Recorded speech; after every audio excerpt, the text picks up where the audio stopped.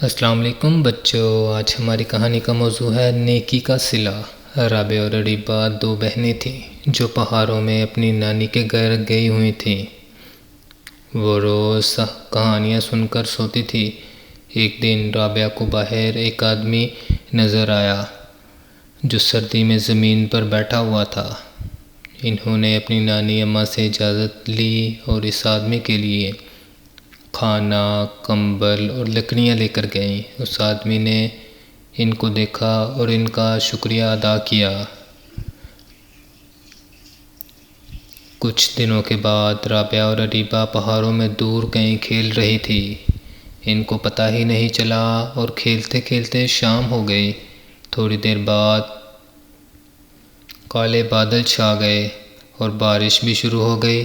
ان دونوں کو گھر کا راستہ بھی یاد نہ تھا۔ وہ بہت پریشان تھیں۔ اتنے میں ایک بوڑھا آدمی آیا اور وہ رابعہ نے اسے بتایا کہ وہ راستہ بھول گئی ہیں۔ اس بارش میں واپس جانا ہمارے لیے بہت مشکل ہے۔ بوڑھے آدمی کو راستہ یاد تھا۔ وہ ان کو ان کے گھر خیریت سے لے کر آیا۔ رابعہ اور اریبہ بہت خوش ہوئی اور آدمی کا شکریہ ادا کیا۔ بارش رکنے تک وہ ان کے ساتھ ان کے گھر میں رہا اور پھر اپنے راستے چلا گیا۔